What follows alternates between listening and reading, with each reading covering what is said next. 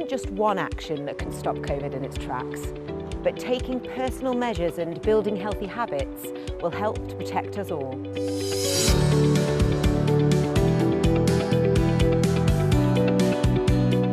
COVID-19 spreads in confined spaces, crowded places and close contact settings. Wash your hands regularly and practice good hand hygiene. Carry a face covering at all times and wear it in any crowded or busy places. Increase your distance when you can and seek out fresh air either by meeting outdoors or increasing ventilation indoors. These little personal steps will really help add up and protect not only you, but those around you.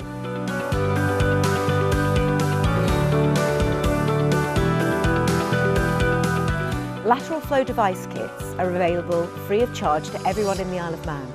You can order them online at gov.im/COVID-19 or collect them from any participating pharmacy. It is recommended that everyone test every 3 to 4 days. In the last few weeks, almost 70% of positive PCR tests were identified thanks to an initial LFD test, making them a really important tool to uncover hidden cases of the virus.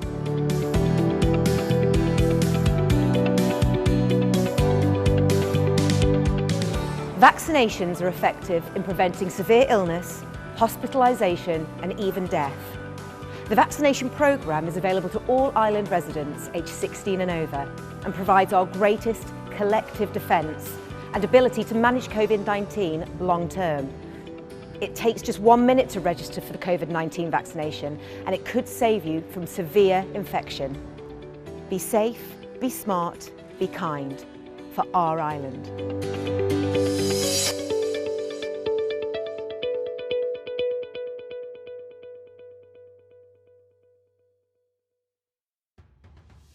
Hello and welcome to Election 21 Question Time. In this edition, we feature the candidates looking to represent Douglas East.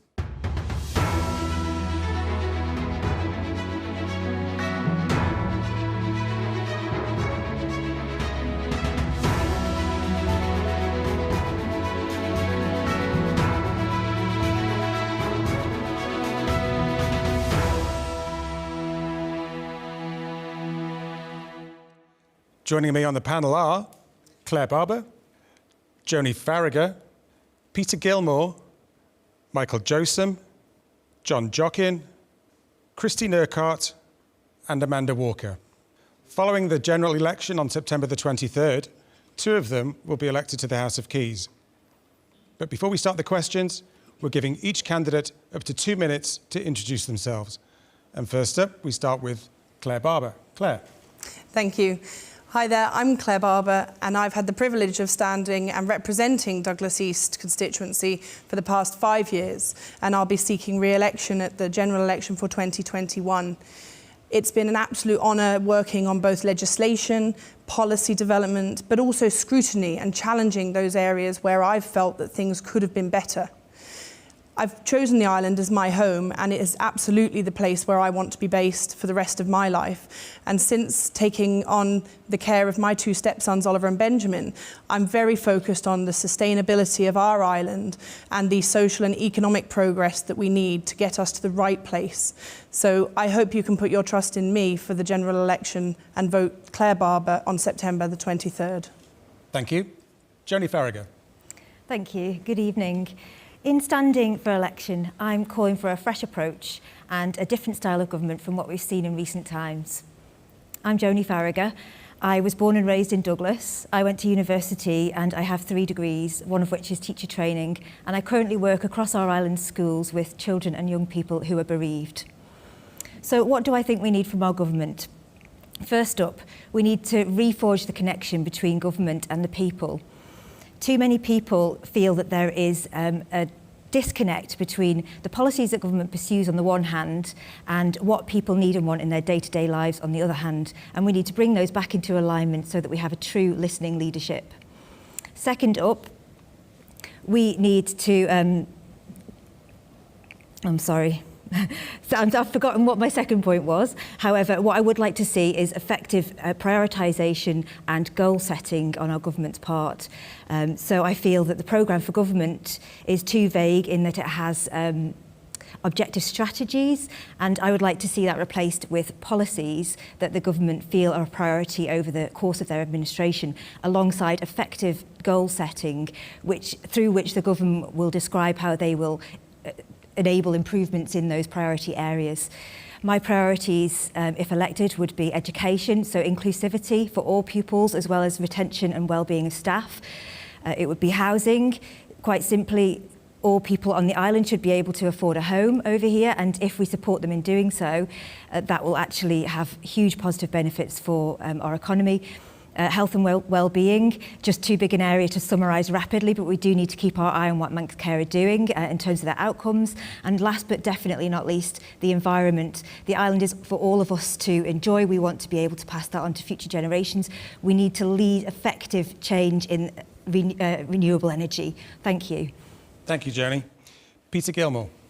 Hi, I'm Pete Gilmore. I'm 59 years old and I'm one of 4 generations born and living on the island. Being one of 4 generations, I get to see all the issues across the family, including everything from nursery costs through to education, work, pensions, and even the care of the elderly. After I left school, I joined the Royal Air Force. I did 9 years in the Air Force. Since then, I've worked for quite a few different large companies, both on the island and off island. And I've also studied for 2 degrees, an engineering degree, and I did an MBA. The kind of projects I've worked with are many and varied. I've spent a lot of time working on IT projects, but I've also done projects as varied as management reduction programs and even the build and fit out of a bank. The reason I'm standing is I think Tynwald is a talking shop, and it has been for many years. It's a paper-based organisation in a digital world. So what I'd like to see is the Isle of Man far more involved in the digital economy. We need to do far more to do that. We have a major skills crisis here that we have to address, and it's compacted by a housing crisis. People need to realise that companies are finding it very difficult here now to recruit and expand, and we're losing so many youngsters.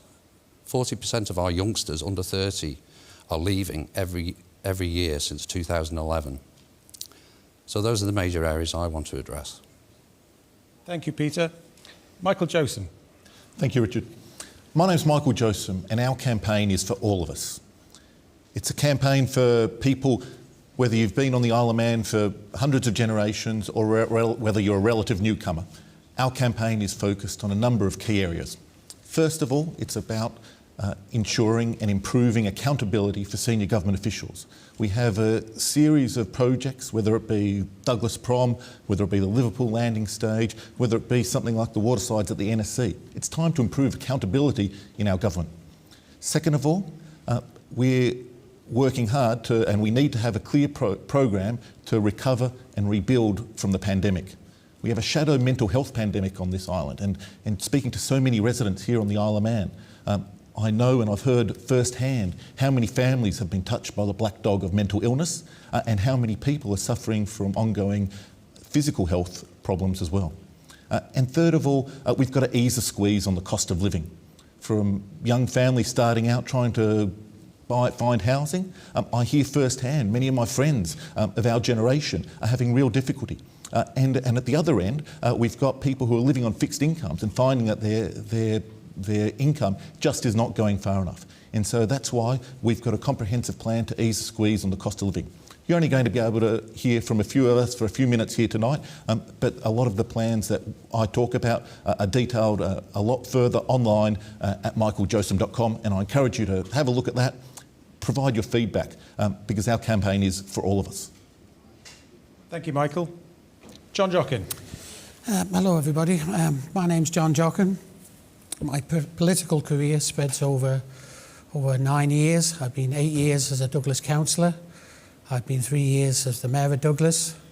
I have been just short of a year of an MHK for Douglas East in the past, and I've been a branch secretary of the CWU Postmen's Union for almost 20 years. I've lived in East Douglas for 30 years and brought my family up in East Douglas. I'm passionate about the island, and I'm passionate about East Douglas. That's why I live here. My family have lived on this island for 500 years, and that's why I want to protect the people in the Isle of Man because I care about it. The things that are going to affect this government, for future coming government, I think that this government, the last government, have been basically dealing with Westminster. They've been dealing with Brexit, the VAT bombshell, COVID, and they've taken their eye off the ball of the Isle of Man. The people in the Isle of Man have not been looked after properly for this past 5 years. House prices are soaring. Pensions are the lowest in Europe. That's the state pension. We have a Ponzi scheme of a government scheme that's been talked about for 40 years and nobody has addressed it. It's been in the last 3 manifestos that I've done and still nobody has done anything about it. It is unsustainable and is a burden on the taxpayer and every person on this island, and it is what's going to bring this government down eventually. And the other thing is sustaining our young people. We need affordable housing for our young people in this island. We haven't built any for 17 years and we haven't done any renewable energy for nearly 20 years. We need renewable energy and affordable housing and good prospects for our young people, or it's going to end up like Bournemouth. Thank you, John. Christine Urquhart. Hi, thank you, Richard. I'm running for Douglas East constituency and threw myself into the political arena out of sheer frustration with the government, frustration with the lack of transparency, the frustration with the common man on the street not feeling he can speak to government and the MHKs, and when he doesn't feel like he's being heard. I am running for, I want to put care back into health and social care. I want to help try and bring those waiting lists down. Affordable housing, policy that's fit for purpose. We have employed persons benefits within the DHSS, but it discriminates against single persons who are living in or staying in abusive relationships, whether that be at home with their parents or with a partner, because they cannot afford to rent on their own. So that is something that's really high on my remit, is to sort that out, to affordable housing, social housing, investment in the island.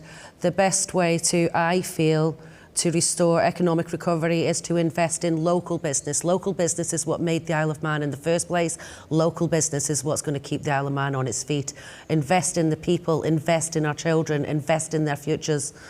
Yeah, that's, without that, I think we will fail. So thank you. Thanks, Christine. Amanda Walker. Right. Hi, my name is Amanda Walker and I'm a politics graduate. I've had a lifelong interest in politics. I stood for the Keys last time. I stood for the council twice in between. My major motivation for wanting to stand is because I think politics is pretty broken at the moment. I think there's an awful lot of apathy. The voter turnout is extremely low, and I understand why it is, because of the disconnect that Joni alluded to.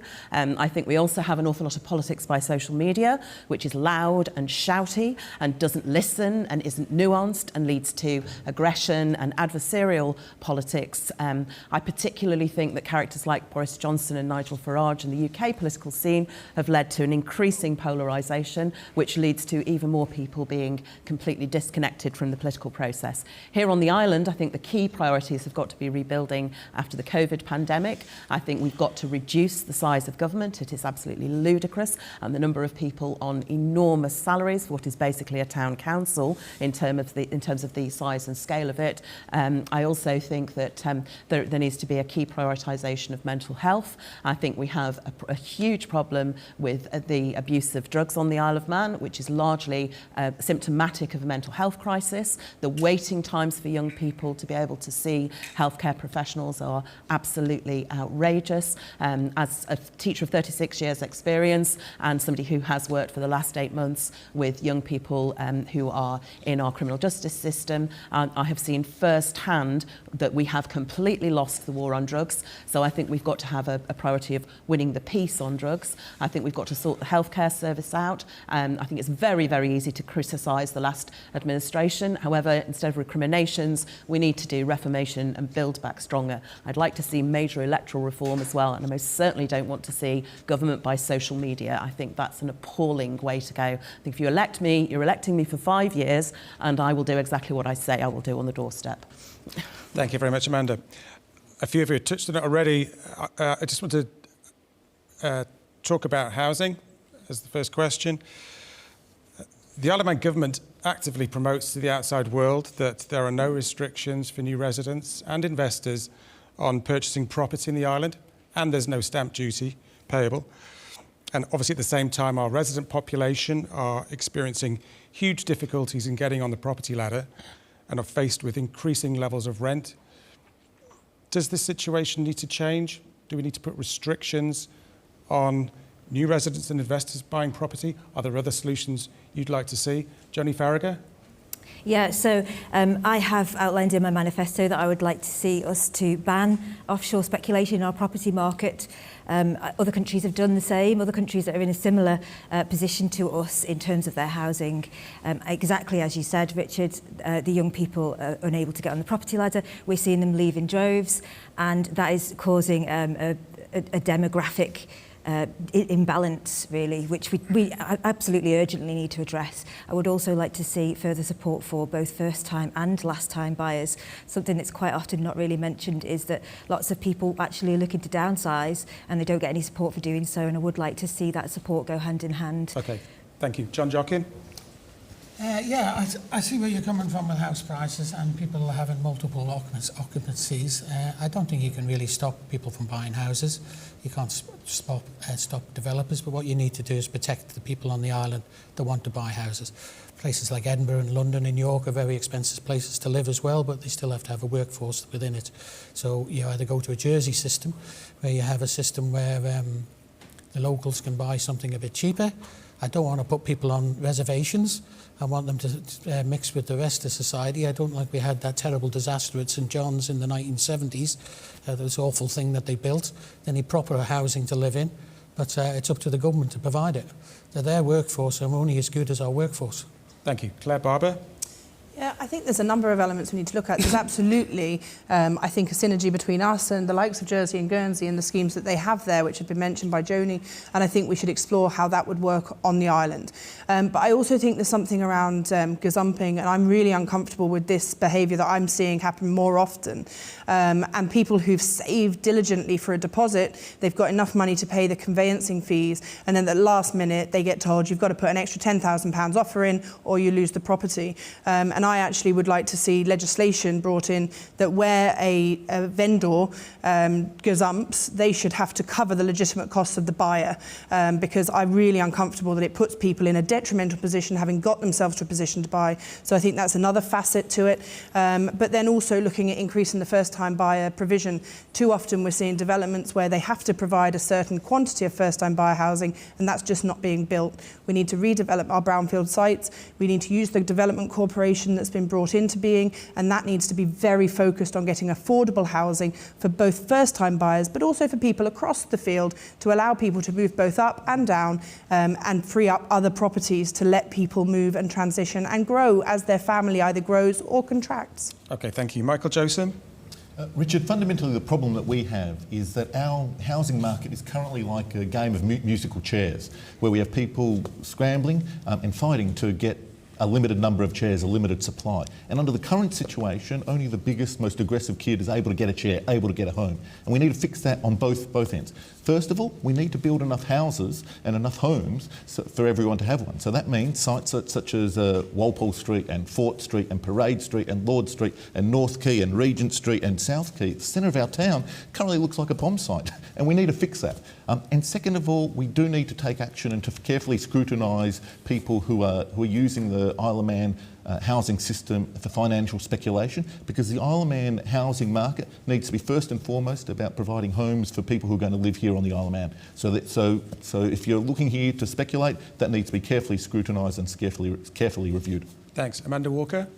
And I think the housing market is definitely a real issue. However, I don't believe that there was ever a mythical time when it was very easy to buy a house. I think people always struggled to get a deposit together, and people very often used to move in with their parents or live in multi-occupancy for a long time to save a deposit. I would be very opposed to stopping investment in the island because I think that happens absolutely everywhere. And I think for those of us who are approaching pension age, it's a major way that pension funds invest. And given what has happened with office space recently and the possible long-term impact of the pandemic, I think investment in residential housing is something that pension funds are going to have to be able to do. So I think it's a much more nuanced area, and I think to just see it in sort of black and white and make it into a generational conflict is a very difficult thing to do. I think that it's got to be much more carefully considered, and that there's an awful lot of work needs to be done on it. And I certainly would be very much in favour of developing brownfield rather than greenfield sites, and I'm very happy to see the Development Corporation. I think that's a very good move. However, I don't want it just reduced to being sort of,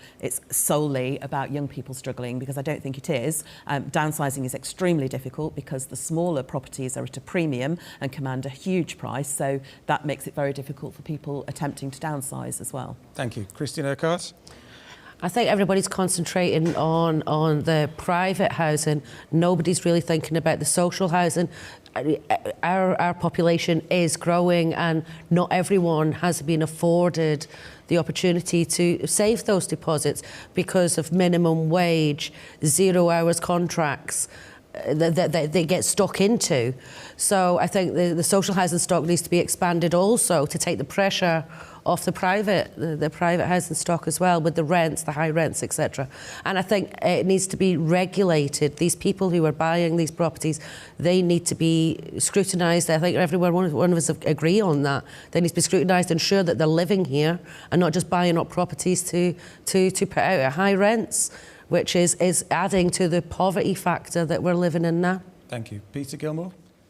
Yeah, I think there should probably be some kind of regulation or maybe taxation for people who own, say, more than one buy-to-rent house.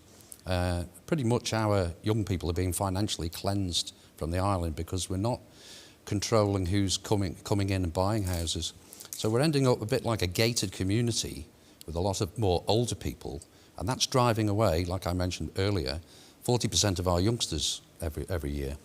So we really need to look at this, and we can't just ban people from buying houses, because a lot of people who buy houses over here invest in other things like businesses and things. So I think probably for the investors, what we need to do is start looking at offering maybe like bonds and alternative investments that they can get their return on. Because it's common sense, if you're getting no interest from the bank, you're going to go for the next best thing, and for many people that's property. They get a typical return of about 7%. You're not going to get that, well, 5 to 7%, depending on the property. You're not going to get that from a bank. So we need to maybe think about offering a bond. A lot of people, for instance, want to invest in things like that, you know, to buy the new boat. And so instead of us borrowing money, we should offer that kind of thing. But we really need to think about joining the whole of housing up. Government have talked about joining housing up 3 or 4 times over the last 3 or 4 parliaments. And there's a journey. You may start at your parents, you may end up in social housing, you may be a first-time buyer, you may have a family, then you want to downsize into sheltered accommodation, then you may end up in nursing care. So the whole thing needs joining up. It should be a one-stop place. There should be a whole strategy about it. So that's kind of what I think. Thanks very much, Peter.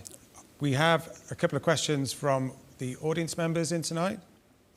1 in 6 workers on the Isle of Man earn less than the living wage. What policies do you have to increase wages on the Isle of Man and deal with unscrupulous employers? Okay, Christine Urquhart? I haven't got an answer. I'm going to be honest. I haven't got an answer. I don't know what the answer is to that, to be honest. So, okay, Michael Joseph? Our policy is to lower taxes for low-income workers. I think that people who are earning below the living wage should not face income tax. The cost to the Isle of Man budget, the Isle of Man government budget, is about £3 million a year, and I think that by reducing the taxes on such workers, it'll help people get back into the workforce, help struggling families keep more money in their pocket, and also reward any people for getting back into the dignity of work. Because in the long term, the best cure for poverty is to get into work, to get into earning money, and to build a track record of work in paid employment. Thanks. Claire Barber. Yeah, interestingly, actually, I would agree. One of the items in my manifesto is to say we should increase the income tax threshold to match with living wage. I think it's absolutely imperative. If we're identifying that as a living wage, we should have everything working around that to acknowledge that and to reinforce that by our policies. So I think that would be a very important element of it. But it's also looking at people who've fallen out of employment system for other reasons, whether that be through criminal behaviours, they end up in the prison, looking at education opportunities, lifelong learning, retraining. I think there's a whole host of things that we can do to provide support to people to enable them to get into other employment and away from 0 hours contracts, which ultimately takes the ability for them to look at purchasing houses and all those other opportunities away. So I think there's a number of things that would need to come together, but as an absolute principle, we should have the living wage as where we're our starting point. Thank you. Peter Gilmore? The problem with the Isle of Man and its cost of living means we'll be forever, unless we start controlling the overall costs, the cost of transport, the cost of food, the cost of housing. Until we take action on that, we'll be forever chasing this dream of a living wage. So we do need to sort the things that are in our power to do straight away. I do believe in the living wage, and I think unscrupulous employers, well, unscrupulous employers should be reported, obviously, but if they're paying the minimum wage, they're not unscrupulous by definition, you know. So I think it's a difficult one. People don't like whistleblowing and telling tales on the Isle of Man, but people should feel confident they can report an employer. Thank you. Amanda Walker, your view? And I think of those 1 in 6 people, probably a very high percentage of them are female. And I think that, and as well, alongside the living wage issue, there's the issue of childcare. And I think that on average in the UK, the household expenditure on childcare is currently running at about 30%. If we compare ourselves to countries like Sweden, their average is around 5%. There's also a huge amount of anxiety about the cost of going to work as well, because we have a benefits system which benefits you not working in many ways, because if you are going into low-paid employment or minimum wage employment, you'll lose your housing benefit, which then may often mean that there's a disincentive to actually be working because you find yourself financially worse off. You also have insecurity of childcare because the pandemic has actually led to closure of some nurseries as well and reduction in the number of childcare places. So I think there's a whole range of interconnected issues. It's like many of the other issues in government. It doesn't stand solely on its own. It's interconnected. And I think also things like the impact on the environment, then we also need to look at things like free transport for people who are on low wages, because very often the jobs are not necessarily where the people are actually living. So to be able to match up the two things, and I think it's important to have an integrated strategy that looks at the issue in a holistic way and actually tries to be people-centred and people-focused and look at the individual needs. We are a very small place, so we can have a tailored approach. Thank you. John Jockin? Yeah, well, I basically agree with most of what everybody's had here to say, but what I would say is from my experience of working over the past 45 years, in the early days I spent most of my life chasing Manx employers paying terrible wages. And now I see we're chasing the Isle of Man government paying terrible wages, putting people on PPP contracts, casual contracts. These are our own workforce, the people that work for the government. The government should be treating their workforce better than what they're treating them. We are treating our staff appallingly as employers, the Isle of Man government. And that is what the problem is and why these wages are so low. Some people are only doing 20 hours. And then, oh, by the way, you can have 25 next week if you behave yourself. Thank you. Joni Farragher. Well, firstly, the Tynwald Committee on Poverty's second report did recommend that minimum wage was raised to the living wage, and that's been accepted by Tynwald. So that will transition within 5 years. I like your part of the question that was looking at obligations of employers, because I think that we don't have very robust legislation in place to actually deal with employers who are breaking workplace laws, who are breaking legislation. And I would like to see us making that legislation more robust and actually having tangible methods to check and penalise employers who aren't in line with current employment legislation. I do like some of the ideas that lots of people have said. I fully agree that income tax should be in line with the living wage, and I also think that some of the ideas that other people have pulled in that would ease poverty, such as fare free transport, is something that I've advocated for a long time, looking at training opportunities for people in the workplace, as well as in their when they're a mature student, basically, in order to close in on the impacts of childhood trauma. So yeah, that's my response. Thank you. Can we have the next question, please?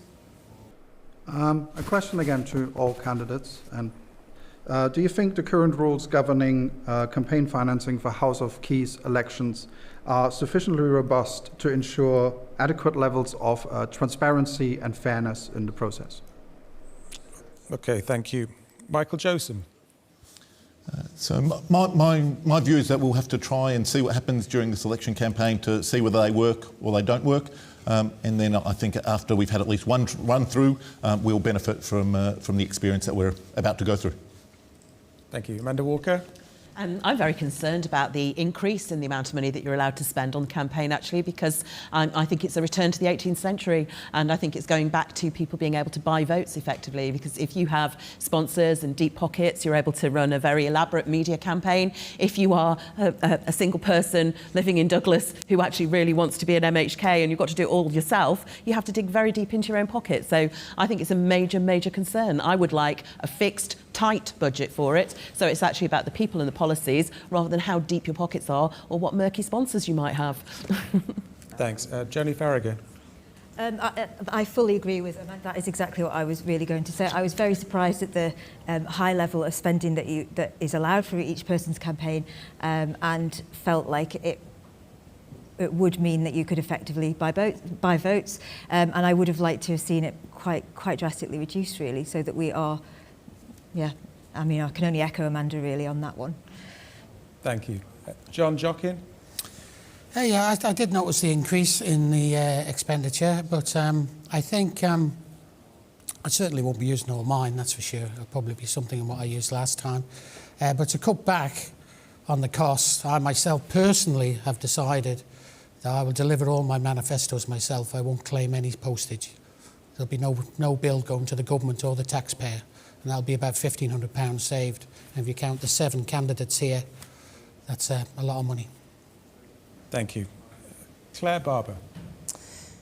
I think it's been a real positive change to actually have the declaration of interests. I think that's something we haven't had previously, and I'm very pleased to see that made available at this election. In line actually with the last election, I will also be delivering all of my manifestos, and I did a calculation actually based on how many candidates there were across the island at 16th of August, and it's £109,641 and a few pence is the cost of manifesto delivery across the whole island. I think that money could be far better spent elsewhere and not on delivering manifestos when we're treading the doors anyway, and we should be delivering them as we go. Thank you. Peter Gilmore. Yeah, I agree the limit's gone up a bit too much, I think, and it does disenfranchise some people, and that should be thought about. As for if it's transparent enough, I think we'll only know that after the election, when all of the new legislation will have been tested for the first time. In terms of deliveries and doing your own manifestos, well, we already employ a post office service, so what are we going to do? Just let them sit on their backsides while we all do their work for them? So they're already getting paid to do that, so I don't. And the money goes back into the Isle of Man coffers, so I don't see a problem with that. Thank you. And Christine Urquhart. I thank you for the question, actually, because I have no support. I'm not with a party, I'm independent, and I am doing this on my own on nothing. So I don't think these big budgets are required. I will be taking out my manifestos on my own as well. To save the government. We've just had the COVID crisis. How can we explain spending thousands of pounds when we're already out knocking on doors anyway? So just deliver it while you're there. But yeah, I think it's been raised too high, especially in the climate that we're in now. Thank you very much.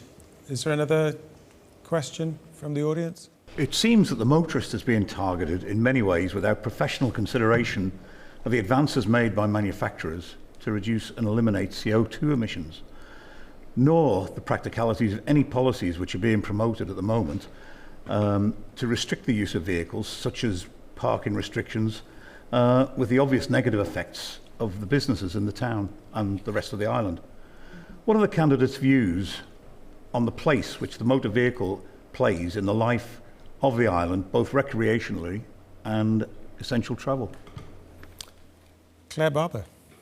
So I think it's important to recognise that there's a number of different mechanisms of transport, and for some people it's absolutely imperative they can park very close to the shops, the services that they need because of disability or reduced mobility. And I think that we mean to enable spaces for people who are in those positions.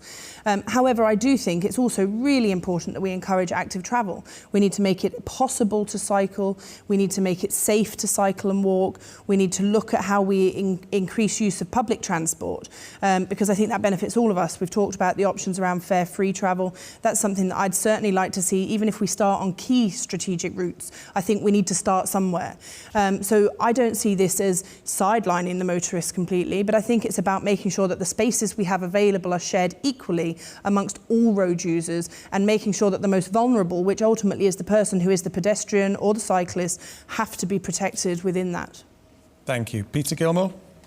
Well, we're always going to have essential travel, whether that's delivering food and people who can't get to shops themselves by any other means. I think all of motoring is going to face a problem over the next 10 years. There's a move now to electric cars. When we think about Douglas, in the constituency of Douglas East, there's about 3,500 houses. 1,800 of them are flats and apartments. So we've got potentially dozens of people living in one block and they've got a minimum number of parking places. Where are they going to charge their electric cars, etc.? So I think over the next few years, people are going to realise we can't have charging points like parking meters all over the pavement, you know. And I think people are going to be incentivised if they live in town, maybe to get, if you don't have a car, you get a free bus pass, that kind of thing. But yeah, I think there is a bit of a pressure on the motorist. I think some of that's driven by maybe a small group of people in government. You know, we have small roads. It's difficult to accommodate both cyclists and cars and trucks, etc., on our roads. So I think there's a bit of a battle at the moment, and I think that will continue. And I think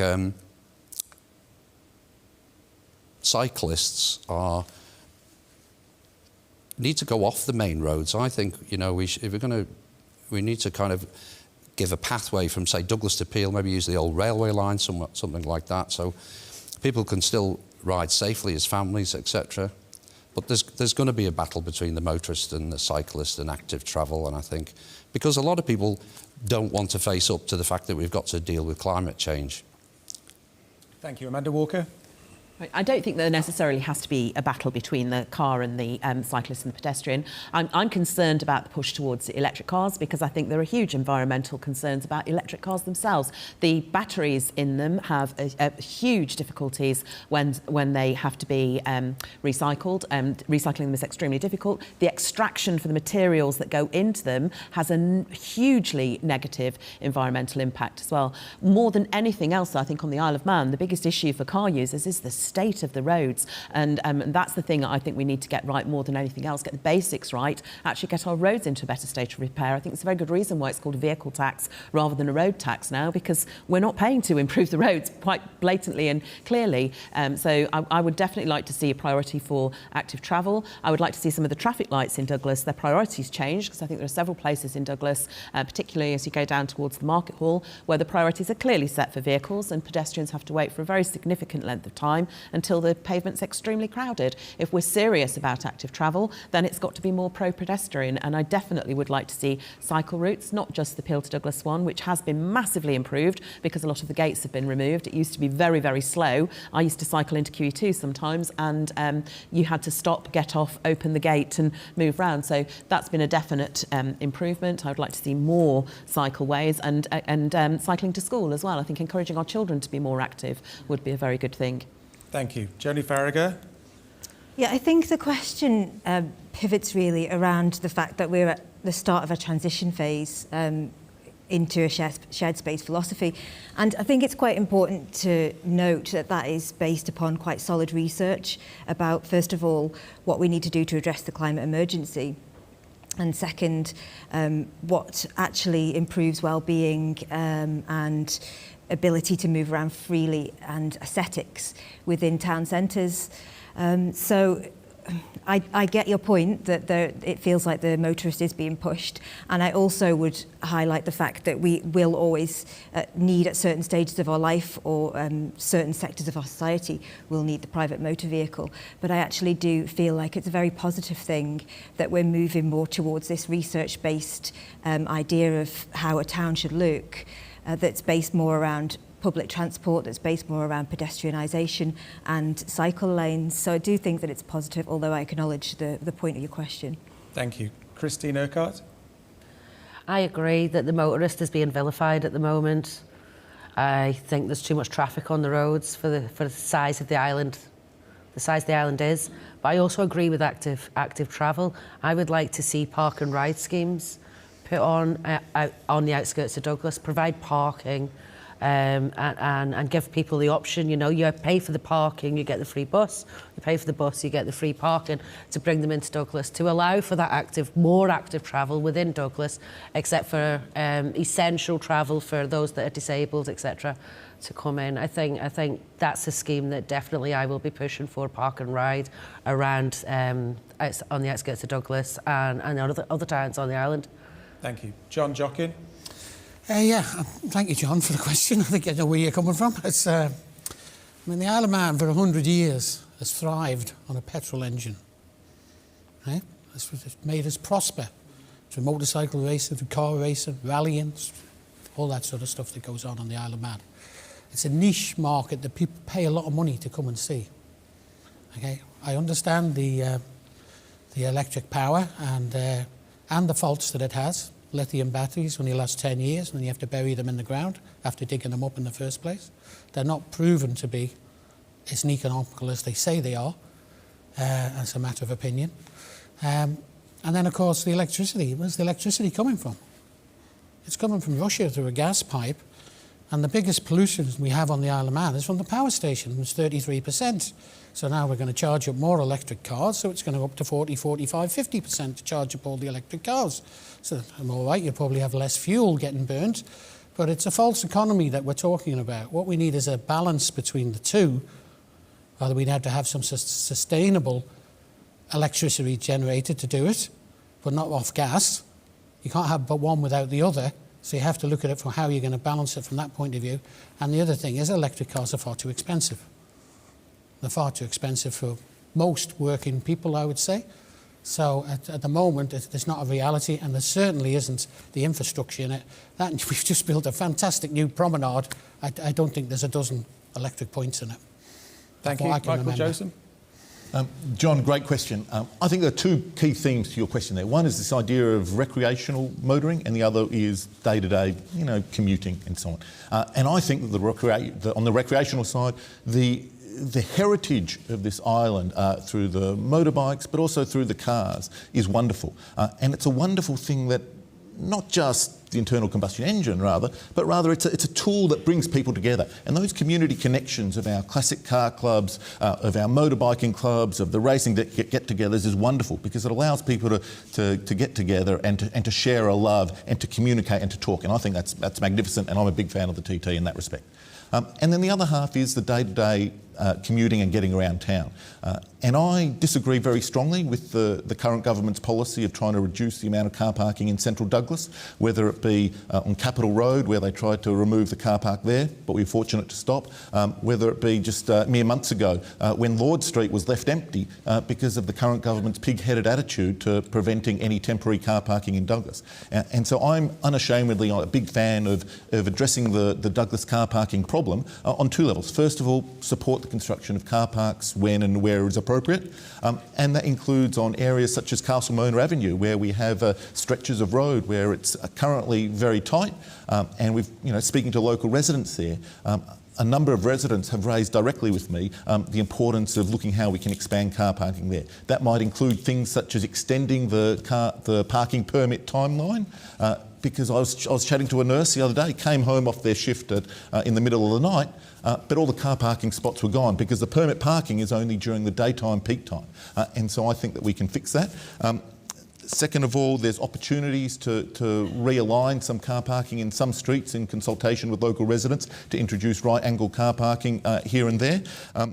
And I think we've also got to move towards reducing the demand for car parking by allowing the safe and responsible regulation of personal electric vehicles. I was very disappointed to see the other day the Isle of Man police wanting to crack down on personal scooters and new personal electric vehicles. I think we need to regulate them safely. I think we need to ensure that they're up to standard so that the people of the Isle of Man get a safe ride, but also reduce the demand for parking. And then finally, we need to recognise that there are more and more people working from home, and so those people need fast, reliable, stable internet access, and then I think that a few houses here and there will be able to reduce their parking needs as well.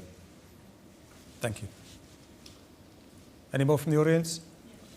I agree with the housing issues, but I walk around Douglas and there are so many houses that are in a great state of disrepair, and then I see outside of Douglas new developments for first-time buyers, but I would like to see more redevelopments of those houses that are in disrepair within Douglas, and how would you approach that problem to kind of make Douglas look a lot better for those of us who have invested in properties there?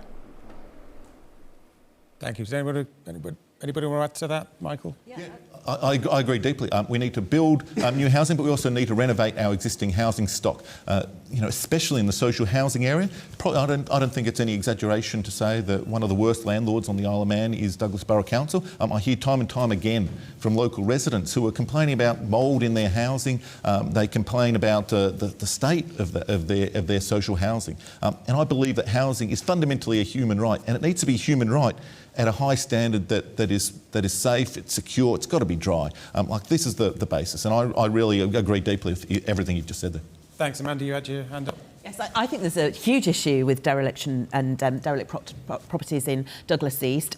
Quite a number of them are, even the ownership of them is quite difficult to establish. And when you do establish the ownership of them, quite often it's people who've acquired them as a long-term investment, often developers who have no interest in maintaining them because they wish them to go into such a state of disrepair that they then have a mandate to be able to demolish and build something that they would be able to make a far greater profit out of. That's clearly absolutely scandalous. I think there are also a number of buildings like the nurses' home, for example, that has been empty for so long and nothing has been done with it. That could have provided temporary accommodation or medium-term accommodation to address the homelessness issue in the Isle of Man as well. So to be having buildings lying empty when we have people living on the street is just absolutely ridiculous, and it clearly needs to be addressed. And the issue with Douglas as a landlord as well is that many of the properties that do suffer with the damp were built when we had coal fires, and the ventilation for coal fires is completely different to the type of ventilation required for central heating now. So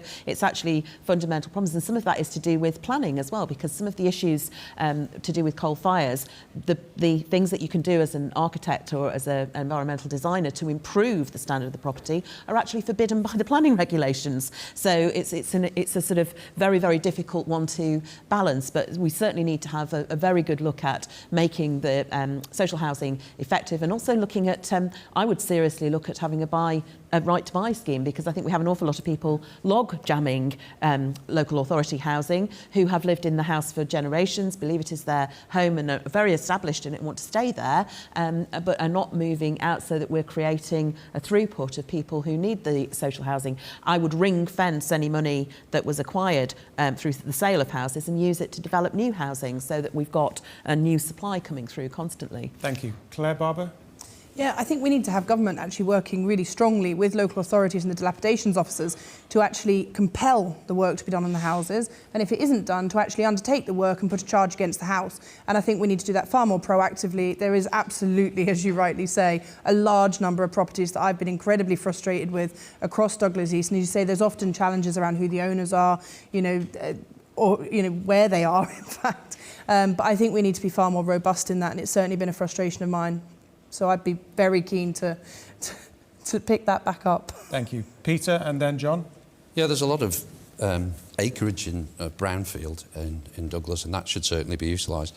I think the developers have too much control of what's going on at the moment, and I think the government need to focus immediately on their housing policy, join it up, and start using some of the levies that are in their control, like Section 13 of the Planning Act, to stop some of these developers building on green sites and force them over the next few years to develop on the brownfield sites. Thank you. John Jockin. Yeah, we strayed a bit off the question a bit, to be quite honest with you. I thought we were talking about the infrastructure in the streets of Douglas and the state of the pavements and all that, and that was the bit that I was hoping to get back to. What happened when this calamity happened was when we had the Douglas Borough Council and the Highway Board, and they merged the two of them. And that was in the 1980s. So that meant the budget for Douglas was moved into a big budget, and that big budget was spent all down the island, and a little tiny bit of the budget was given to Douglas. So all the back lanes and all the pavements, all the little nonsensy bits that they were supposed to maintain, they all went into a lovely road in St Mark's, a lovely road round Gansey, a lovely road going into Port Erin, and that's where all the money went, and it hasn't been spent in Douglas. And it hasn't been spent in Douglas for 30 years, and that's what's wrong. They need to get their hands back on that budget and fix some of these old streets, some of the oldest streets on the Isle of Man that have never ever been repaired since it was handed over in the 1980s. And that's what's wrong with them pavements and streets. They've never been repaired, and that is shocking.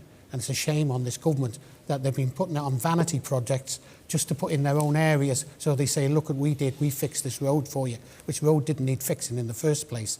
33% of the people live in Douglas. 33% of the budget should be spent in Douglas. And there's no always talking about the promenade. There hasn't been a penny spent on that promenade in 100 years. And what really galls me about that promenade, 8 Douglas MHKs, 8, and not one of them was involved in that promenade. Not one of them. The biggest thing to happen in Douglas and Douglas East in 100 years, and nobody was involved in it. They should be ashamed of themselves. So go into the inquiry afterwards, it's too late. Thanks, I'll hopefully get onto the promenade later. Jenny Farragher, do you want to... Yeah, I just wanted to say, in answer to your question, we kind of strayed off a little bit there, but I would take a two-pronged approach, really. Derelict properties, absolutely agree with Claire that we need to be more robust in how we actually deal with owners of those derelict properties. Another way that hasn't been mentioned is that people don't have to pay rates on vacant properties, and I think that needs to change because you take away the incentive then to have a property lying vacant. And secondly, the second tier of it would be to target builders and developers. So greenfield development should be an absolute last resort. They should have to absolutely prove that they've tried every single other form of brownfield development before they are even allowed to touch our countryside, and that should really be an absolute last resort, and that we need to bring in legislation to ensure that that's the case. Thank you. Christine, anything to add? I'm glad you raised the question, because I've come across constituents who are living next door to derelict properties, and it's affecting their properties, and trying to find the owners is near on impossible. I've been to the Public Records Office. It's a business that's bought it. This all needs regulating, and government needs to take a hold of that, and that's something I definitely will be pushing forward for regulation and proper strict legislation to make property owners responsible. Thank you very much. Any more from the audience? Many issues raised by candidates today are things that touch on the responsibilities of local authorities, such as the discussions from Mr. Joseph with regards to car parking, or derelict buildings, which is the responsibility of local authority, dealing with rates, a lot of local infrastructure, social housing, which was referred to by one candidate as the council being the worst landlord in the Isle of Man. How do we achieve your policies and goals, the various candidates, and how do you plan to work with Douglas Borough Council? Because as a councillor myself sitting in the chamber, I notice that there's quite a strong adversarial relationship between the council and the national government. Very often, the council feels as though it's underfunded compared to councils in the UK. Very many councils in the UK and neighbouring jurisdictions get quite a lot of funds from government to get get projects completed. How do you plan to work with the local council in order to see your policies implemented at the end of the day and sort of break down that adversarial relationship that we see? Peter Gilmore. Oh, yeah. Well, what I intend to do is to go in to sit in public meetings and meet councillors. I know 2 in here already, which, you know, we do need to build that relationship up. There's been a major change in Douglas Corporation. A lot of the old guard have left. Some good ones and some bad ones have left. But only time will tell how the next council is going to turn out and which direction the rates are likely to go. But I think it's all about relationship building. But one example of housing, they tried to join up the LA housing in it with the same system, but it was like Douglas Corporation, they wanted to do theirs slightly different. We do need to join all the housing up. I think there should be a one-stop shop. If you're talking about just leaving home, going into social housing, or leaving social housing because your children have grown up and you want to downsize, I think it does all need to connect together. So I think we do need to work together a lot more. We can call it local government reform, but really it's just devolving the powers from government and joining them all up in a different, sensible way, and that we can all work together, but people just have to deal with one touch point. Thank you. Christine. I agree with Peter that social housing should all be under the one umbrella and dealt with that way. But I think more importantly, you're on the council for Douglas East in Douglas Council and we should be talking to each other. There should never have been a breakdown in that communication in the first place, and I understand why or how that can be maintained. We're all in this for the same reason, to make Douglas East a better place to live in and for the constituents. So I personally would be pushing to open relations with Douglas Council 100%, because we all have the same aim at the end of the day. Thank you. Claire Barber, you've been MHK for Douglas East. How did you get on with Douglas Council? Yeah, it's been interesting actually, because when we first started 5 years ago, we were having regular meetings with Douglas Council and they drifted off and there was reasons given and that hasn't really come back. But what I think has been really valuable actually has been the joint political surgeries, because invariably when people come along, there's issues that cross over both. And I think that's really given a great opportunity for engagement between the councillors and the MHA. So I'd really like to see that carrying on actually. I think it's imperative we have a really strong conversation between the councillors and the MHKs. I know that there's been emails that I've certainly worked on issues, you know, with the councillors, recognising some areas are outside of my control. You know, I'm not pretending to fix anything, but I also recognise that when someone has come and reached out for help, I think it's really challenging to then just pass them on, because sometimes that can be just enough to disrupt them and put them off seeking help entirely. So I think working together for me is paramount. And, you know, that's something that I would absolutely commit to do, both through the surgeries, but also on a more regular level. I'd like to see those meetings restored, because I think it's in everyone's interest. I mean, I'd certainly be interested in looking at devolving other powers to the councils in the same way that happens in the UK. I think roads would be an ideal thing to be devolved to councils. I think, you know, we need to work together. We need to come up with those structures, and actually that is going to need local authority reform on the peripheries. You know, Douglas, I think, is a big council. It's working as a big council needs to, but there are some smaller authorities that simply don't have the economies of scale at the minute, and I think we have to look at that, especially with the lack of candidates coming forward in the last election. Thank you. John Jockin. Yeah, it's you know, Devon, I've had quite a lot to do with Douglas Council over the years. And the government have a one-fits-all policy, and it doesn't work. Okay, so Douglas Borough Council has 2,900 houses, I think, just short. They've a massive investment plan. They've just built the Hazel Court development in my vein, and now they're building the Peel Road one. But the way the system works is, say £90 worth of rent, £30 goes to pay the loan, £30 goes for future investment, and £30 goes to maintenance on the properties. Well, when you've got the oldest properties in the Isle of Man going back to 1915, compared to some of the commissioners that are probably built in the 40s and the 60s, you've got the highest maintenance bills, so they're not getting maintained properly. So the one-fit-all system doesn't work. And unfortunately, the DOI is far too big. It should be moved, I think, to Home Affairs, because that's where it should be. They've got far too many commissioners. 21 commissioners is ludicrous. They should have only 4 or 5. We asked them to merge and let them do it themselves, but it's too late now. We've got to do it for them. Okay? We're not having people walking in unopposed with no mandate from the people. They need proper resources to run the north, the south, the east and the west. Okay. And that's the way they need to do it. Veering off into another subject there, but Joni Farragher, your view? Yeah, so thanks for asking that question. It's a really interesting one. I think that it's not effective for the electorate if local and national government aren't actually working in tandem and in a coordinated manner. I've personally tried to get to know lots of the Douglas councillors recently. As you know, I was at the count. And I think that cooperation, there's just not quite enough onus upon cooperation between, and team building really, which is something that I would be looking to do. I was going to mention, Claire's already mentioned it, joint political surgeries I think would just be an absolute must going forwards, and certainly team building is definitely the way to go between the two of them. Thank you. Michael Joseph? Yeah, I think it's a good question, Devon. I think that the process of government should essentially be transparent to the voter. And I mean it in 2 ways. First of all, whether it's the Douglas Borough Council or whether it's the Department of Infrastructure or it's the Department of Home Affairs, I don't really care.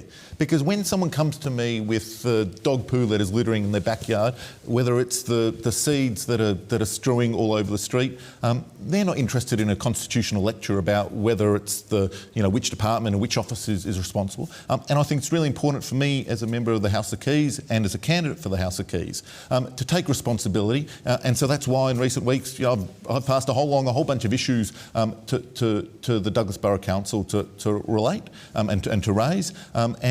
And to the Department of Infrastructure and so on. And I think it's really important that, when there are families struggling to put food on the table, when there are families who are, deal with, the water coming in through the bathroom, I see this every day, or every week rather, as a volunteer for the food bank. I go to these people and, they don't care whose fault it is. They care about fixing the problem. And so that's why I believe in taking responsibility for such things. Thank you. Amanda Walker? And I think the reorganisation of the council so that the council wards actually match the areas that the MHKs represent has been a very positive move. I personally think we need far more fundamental political reform. I still think we've got far too many MHKs. I would reduce the number of MHKs we had and look seriously at major electoral reform. But I think that you have to work very closely with the council, and certainly I would be very interested in working with yourself and Andrew and Ian to make sure that the representation for Douglas East is cohesive and joined up, and that people actually have access to us as well. So open surgeries, regular open surgeries that were advertised and in an accessible place, I think would be a very good move forward. And as I think Michael was pointing out, it doesn't matter whether it's the national government or the local government responsibility, it's making sure that the constituents are actually getting the appropriate action taken. Thank you. Is that all from the audience? Okay, just a simple, direct question.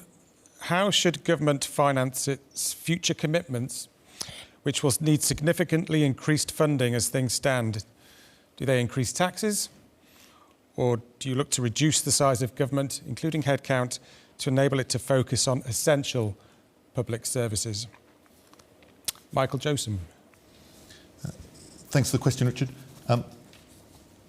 I do not accept the premise that government funding needs to be increased. If we take an area such as healthcare, we spend about a quarter more on healthcare per capita than across. And listening to the new Manx Care CEO, Teresa Cope, the other day, she made the point that about half of that extra cost relates to special situations for us as an island, and that is things like you can't have half an operating room. And so for our population, we have significantly high costs. About half of it comes from being an island, but the other half is currently unexplained. And I think we need to investigate why that is. And I think that the reforms to Manx Care, while I was initially sceptical, they seem to have the right attitude. They seem to be heading in the right track of addressing that. Second of all, I think that we have all seen a number of cost blowouts on a number of capital projects, whether it be the Liverpool landing stage, whether it be Douglas Prom, whether it be the water slides at the NSC. And a recurring theme through each of these problems has been that the senior government officials are never held to account. There's no skin in the game. And so what we need to do is we need to start holding officials to account, not because we want to punish the officials, but because that will avoid the problem in the first place. In my professional career, leading teams, when we held people accountable, when we held me accountable, that helped things and it ensured that we got better outcomes in the first place. Thank you. Claire Barber? Yes, I think we absolutely need to look at the size of government, something that has been very challenging over the last couple of years with the COVID pandemic. We need to look at how we can deliver services in a more streamlined fashion, but also in the short term, there will be some front loading in order to make longer term savings. So I recognise that's the case with waiting lists. We can't change waiting lists unless we're willing to put money in. But the longer term, we'll get ourselves to a better position with a more structured level of staffing. So there's a number of pieces, but for me, I don't believe that we want to significantly increase taxes. I think that would put us in a damaging position, but I do think we should absolutely review things such as national insurance, which through the COVID pandemic, it became very clear that there was some real unfairness within the systems. And so for me, it's absolutely imperative we look at the fairness within those systems. And as I said before, it's absolutely right that we bring the lower income tax thresholds to meet the living wage. But we have to look at how we deliver a more efficient government. And I think we have to have that far more in-depth consultation with the people that ultimately we're serving as constituents of Douglas East about what services it is that they actually want provided and what things, as I said, we can look at devolving powers and funding through local authorities. There's definitely things we can do better and things that I'd like to explore further if I was to be elected for another 5 years. Thank you. Christine Urquhart? Can I ask you to repeat the question, Richard? Yes, of course you can. Purely for clarity, because it's going to go off a little bit. Of course. How should government finance its future commitments, which will need significantly increased funding as things stand? Got climate change, increased health, social care costs, etc. Do we increase taxes? Or do we look to reduce the size of government, including headcount, to enable it to focus on those essential public services? Well, that's scrutinising government headcount is something I have been shouting about for quite a while. And I don't know if reduction is the answer, but I definitely think it needs to be looked into with regards to staffing, etc. How do we improve? How do we increase our government funding? I think investing in local business, I'm going to keep saying that. You just keep investing in local business and local business will invest in us. You invest in people, they will invest back. And I think that's the answer, that's the move forward. Thank you. Peter Gilmore? I don't think we want to be putting taxes up. And I understand what you say about the increased need for funding. For instance, Michael's report on health has identified that even with efficiency savings that he's kind of calculated we could make, that there'd still be £120 million spending shortfall in about 15 years. I think the answer is to do both things. Cut the size of government. There's a lot of duplication. There's a lot of people pushing data around there. We need to start joining up government people, processes, systems and information. Where would you start? Where would I start? Well, first one, I would start probably with Manx Care, because Manx Care has been set up and the systems it needs to operate have not been set up with it. So that's a priority. There's projects over the next couple of years to do that. That needs to be a priority that's done. Certainly with housing, there's a lot of duplication. There's a lot of like the local authorities need to share resources, you know, not set their own up, that kind of stuff. In terms of the other side of things, the main thing we need to do, of course, is increase our income streams. And the way to do that is, we're barely in the digital economy on the Isle of Man. We lose 40% of our youngsters at the moment because the three reasons they give are it's too expensive to live here, travel's too expensive to get back here, but they can't find the right type of jobs. Now, the digital economy, if we've learned one thing in this pandemic, or if everybody's learned one thing in this pandemic, IT people have known it for years, that you can work remotely. So we can set up new businesses here. We can set up, we've got experts in tax structures, accountancy, and in the legal professions. We can set up vehicles. We can create new companies. We can employ people around the world. We can train people here. And I think that's the way forward. I think there's a lot of money to be made from that. But we definitely need to look at the over-management that is in government. Thanks. Jenny Farragher. Okay, well, there are going to be cost implications to the transitions that we need to make. But in the first instance, for example, around climate change, if we actually take decisive action right now, we can start talking, we'll stop talking about cost and start talking about revenue. But we need to take that decisive action right now, and that is the sort of urgent push, really, that we need to be in control of that transition. But secondly, in terms of raising additional revenue, I don't think that the lower and middle classes should have that burden. I think that we should look to adjusting the tax cap in order to raise additional funds for our government. Tax cap costs us an awful lot every year, and I think that it really should be the obligation of the people who are the wealthiest to shoulder the financial burden the heaviest. That's only fair. Will we scare them off if we raise the tax cap or remove it? According to research, no. Countries who've done this have found actually people are quite loyal. They have families, they have homes, they have an affinity with the island or wherever it is that they live. So according to countries who've done this, it's actually that concern just doesn't really bear out in reality. So yeah, I think there are other inventive ways, but possibly, according to the most responded to public consultation we've ever had, there is appetite on the island for legalisation of cannabis. That could be a huge revenue stream for the island if we were bold enough to make that decision. Thank you. Amanda Walker.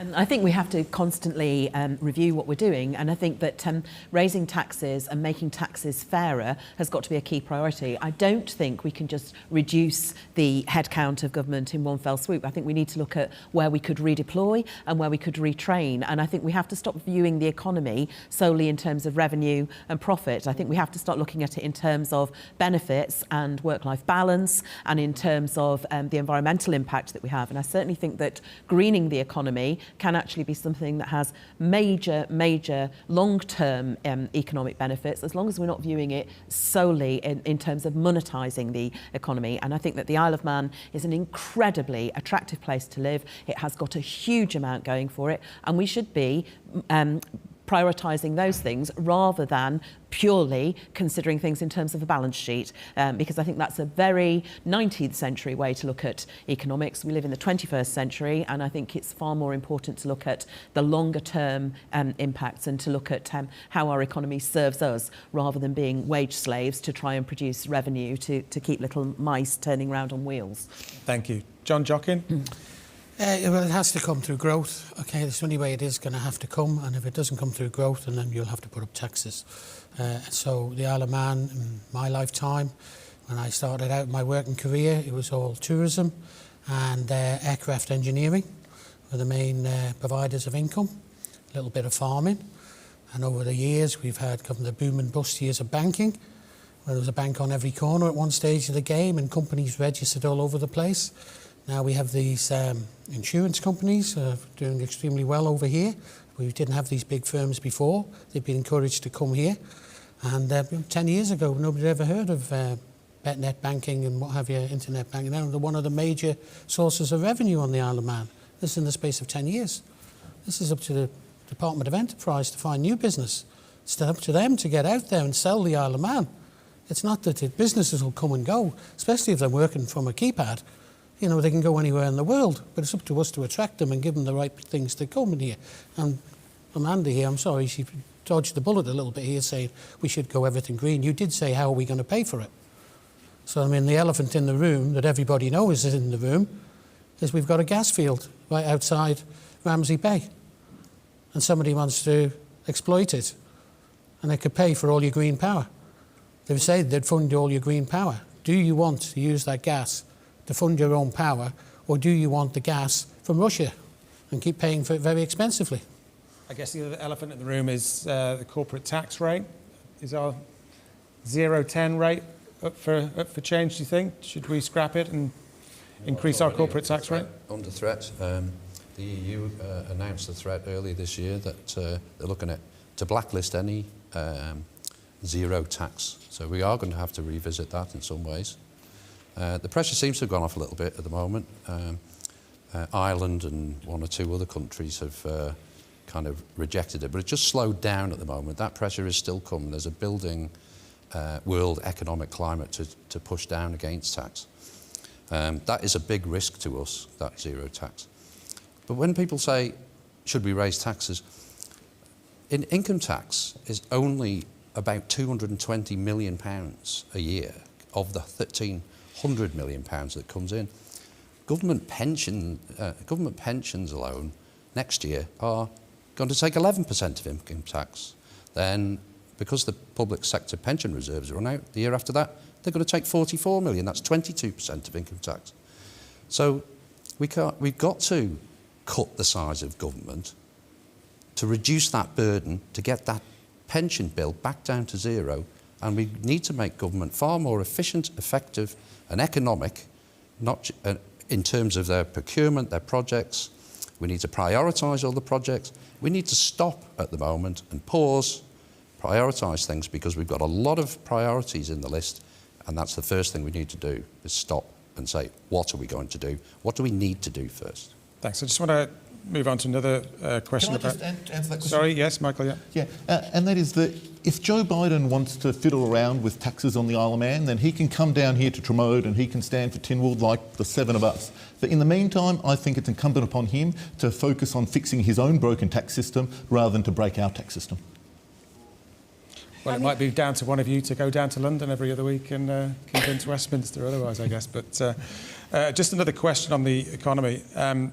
A recent Chamber of Commerce survey found that over 75% of respondents identified that recruiting suitably experienced staff, qualified staff, was a challenge for their business.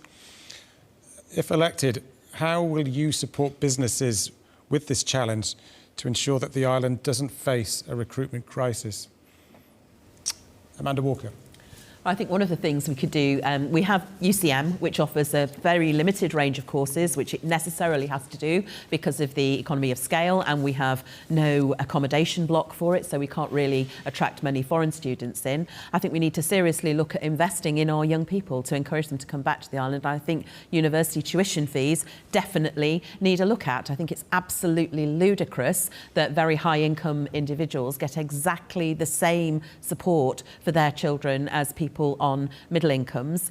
Children who are from very low income families are supported far better, which I think they need to be to enable them to have access to higher education. But we need to have a linked up thing through the Chamber of Commerce and through employers. One of my roles when I was a teacher was that I was head of careers, and I did all of the work experience, and I've worked with junior achievement quite extensively as well. So I know that there are a lot of young people who would like to return to the island, but they need to be given guidance at the right stage, at 14 rather than at 18, to enable them to make the informed choices. So we need proper data gathering, and we need proper medium-term planning to actually have a look at where the skills shortages are likely to be and the specific skill sectors that our young people need to be going into.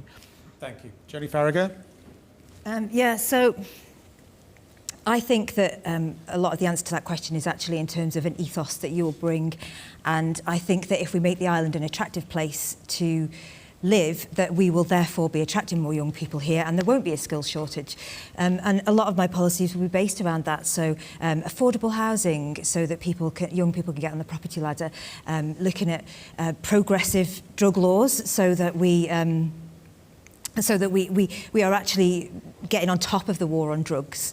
Looking at greening our towns and our economy.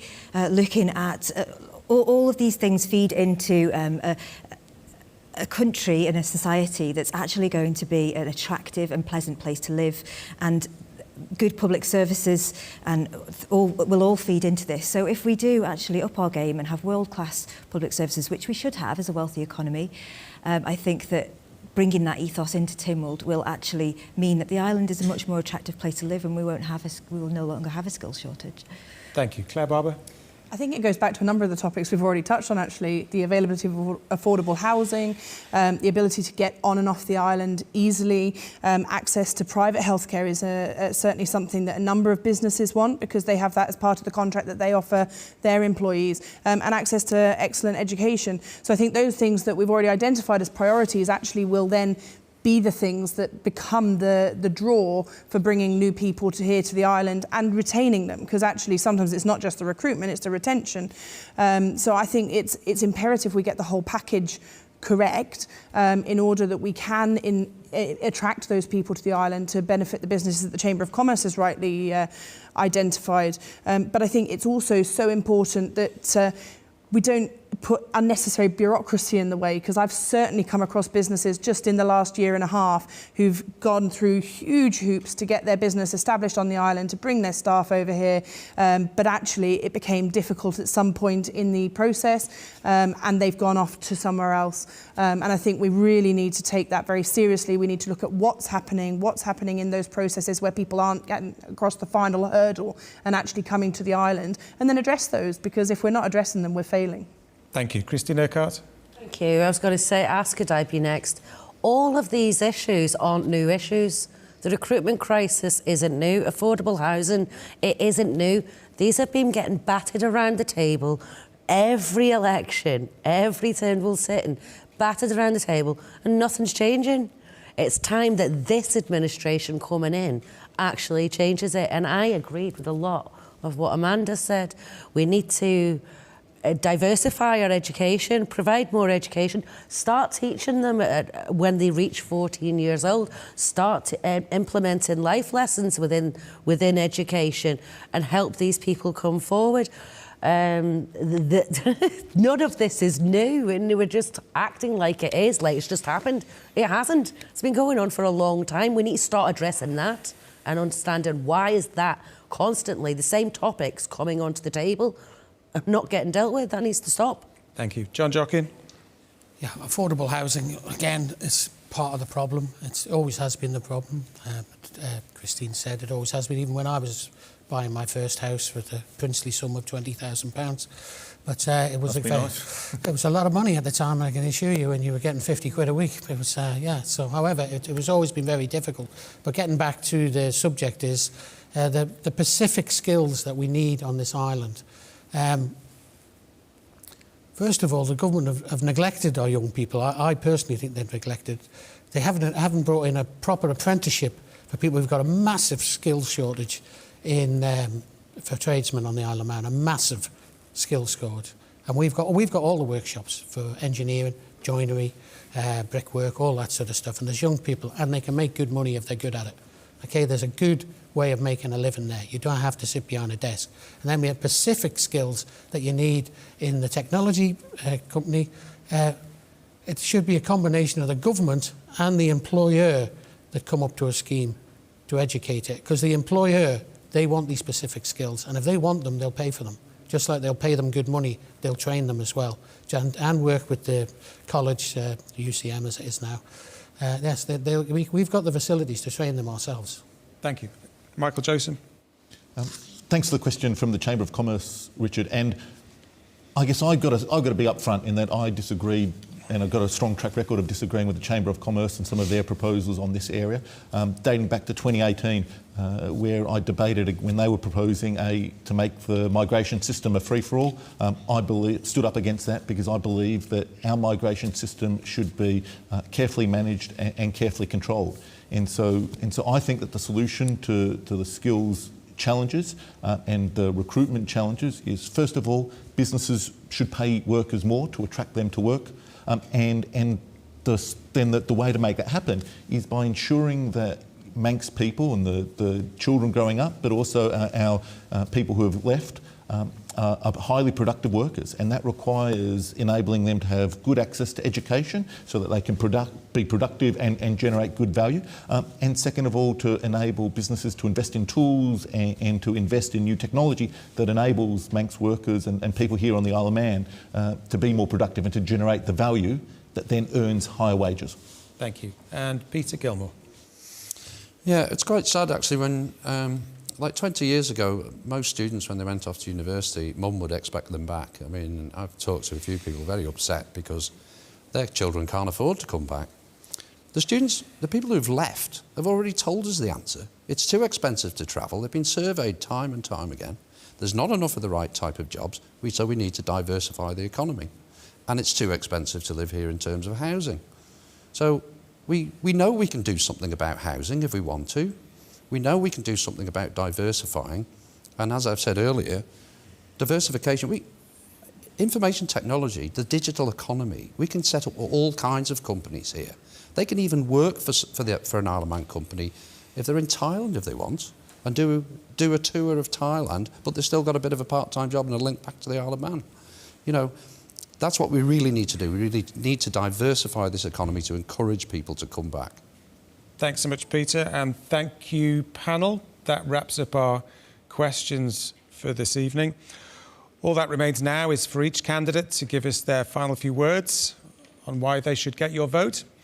And first up, we have Amanda Walker. Right, well, I would very much like you to give me your backing on election day, the 23rd of September. I've lived in Douglas East for over 20 years. I've got 36 years experience in the teaching profession.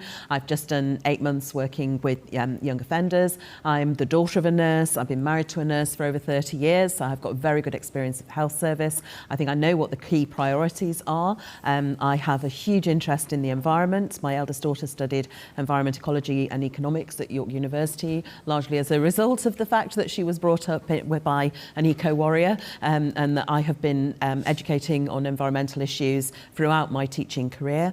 I think that the Isle of Man is an absolutely wonderful place to live. I very much love living in Douglas East. I think there are fundamental basic things that we've got to get right. I have to strongly disagree that the promenade is marvellous, because I walk the promenade every day and there hasn't been an iota done to the seaward side of the promenade, and I would certainly like to see something positive done with that, and the pavements in and around Douglas as well, because on election day for the local elections I stumbled and hurt my arm very badly, and I've got good eyesight and balance. I will vehemently oppose shared space because I think it's an utter disaster, and I will do so in memory of Jack Corran, who vehemently opposed it on behalf of Manx Blind Welfare. I think it's a horrendous idea, and I have experience of it in Poynton in Cheshire, where it works very, very badly. Thank you, Amanda. Christine Urquhart.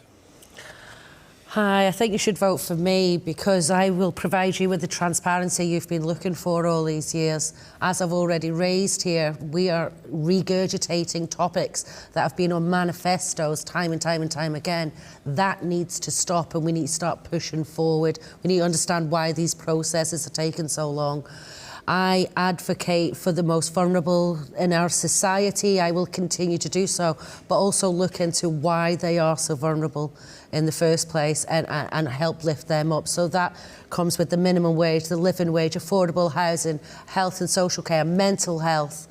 And yeah, I promise I can give you honesty, transparency. I will stay in touch with you, and accountability. Accountability is a massive thing of mine, of what I'll be striving for in government, and seeking independence, who sit on the periphery of government to hold government to account with statutory powers to do so. So yeah, vote Christine for Keys. Thank you, Christine. John Jockin. Hello, thank you for inviting me. I'd like you to support me because I have a strict set of policies I would like to bring forward. I never promise anybody anything. I don't think any candidate can promise anybody anything. You have to work as a team with whoever gets elected. But my key priorities will be affordable housing for our young people. The brownfield sites that I've identified 9 of in Douglas East, all in Douglas East, that have been lying empty for all this time, they should be redeveloped for our young people, and sheltered accommodation, affordable housing, they should be on there. And also, why have we got the worst pension in Europe? Why have we only getting £180 a week for a pensioner that's worked all their lives? I think it's disgraceful. In Germany, it's £26,000 a year. We are the poorest pension in the whole of Europe. We don't have to cut and paste whatever happens in Westminster. Why can't we pay more into our fund and have a much better standard of living? The minimum wage is 300 something pounds. The living wage is 377 pounds. You're asking a pensioner to live on 180 pounds, pay their rent if they're in social housing, 120 pound a week, and live off 60 pound a week. That is called pension poverty, and that has been happening on this island for the past, however long, 50 years. Thank you. Thank you, John. Michael Joseph. Thank you, first of all, to Richard and the whole ELS team and Energy FM for making this tonight happen. Second of all, thank you to each of the candidates for putting your head above the parapet and to be judged by our fellow voters. And third of all, thank you to you, the viewer at home. You've endured more than an hour of listening to us talk, so you deserve to be congratulated and thanked. It's been really good over this hour and a bit that we've been able to talk about a couple of my priorities here, which is first of all easing the squeeze on the cost of living, and second of all increasing the accountability for senior government officials. However, one of the things that I'm disappointed we didn't get more time to chat about was addressing the shadow pandemic of the mental health crisis. Our Mental Health Act was last updated in 1988, and the advice from Manx Care has been that if this our Mental Health Act is not updated soon, then we are at risk of falling afoul of our reciprocal agreements with the Cross and elsewhere. And so we really need to fix this. And so I encourage you, if you've endured more than an hour and a bit of listening to us here online, have a look at my website at michaeljosem.com, where you can read more of the detail about our policy to address the mental health crisis, to address the squeeze on the cost of living, and third of all, to increase accountability for senior government officials. Thank you. Thank you, Michael. Peter Gilmore. I'd like you to vote for me because I am very experienced, and I would like to start seeing some of the reports that Tynwald have completed over the last 15 years start to be enacted. We do need to start joining up government processes, people, systems and information. We do need to start looking at the overmanagement in government. We need to look at restructuring government properly. We need to focus on frontline services and spend our money on that. In terms of the skills crisis and the housing crisis, these are causing together a very dangerous decline in our economy. It's stopping companies from recruiting, expanding, or even locating here. We are down to 2 sectors of the economy which provide 40% of our income at the moment. If one of those goes wrong, or regulations change, we could be in very dire straits. So we do need to concentrate on diversifying the economy. It will also encourage more of our youngsters to stay on the island, instead of 40% of them under 30 leaving. Thank you. Thank you, Peter. Joni Farragher. Thank you. Well, I hope you feel like you've had the chance to get to know me a little bit better. And I just want to invite everybody to please get in touch with me to either continue any of the discussions that we've been having this evening, or indeed to open new discussions. Please look me up on Facebook or get in touch with me on the contact details that are provided on there, my telephone number. I guess I just want to conclude by saying that if elected, I will bring accountability, transparency, dedication and as much genuine compassion and passion for our island as I could put into the role. I really sincerely feel like we have been lacking the human touch in our government for a long time, and one thing that we haven't touched upon over the course of this discussion is that our society has become a lot more unequal in recent times, which research shows us time and time again is bad for everybody, including the wealthiest. So actually recalibrating a little bit and making it a greater level of equality within our society is better for everybody, as well as bringing us excellent world-class public services and giving us the income for that. Thank you very much for listening this evening. Thank you, Joni. Claire Barber. Thank you, Richard, and thank you to the team, and thank you to the audience for the questions, which I think have been really insightful, actually. And I've thoroughly enjoyed talking to people on the doorstep. There's still more to go. But obviously, if you do have further queries that haven't been answered either here or within the manifesto, when that arrives, please do reach out to me. I've had the opportunity over the last 5 years to demonstrate my commitment. I've brought a raft of legislation that I've supported and been key to, such as the Sexual Offences Act, the Justice Reform Act, the Domestic Abuse Act, Act and the Abortion Reform Act, some really important pieces of legislation. I've also had the opportunity to be involved in policy development, the evolution of Manx care and the transformation that's occurring now within our health and care services, which is really important. I brought my background as a nurse to be able to focus on that.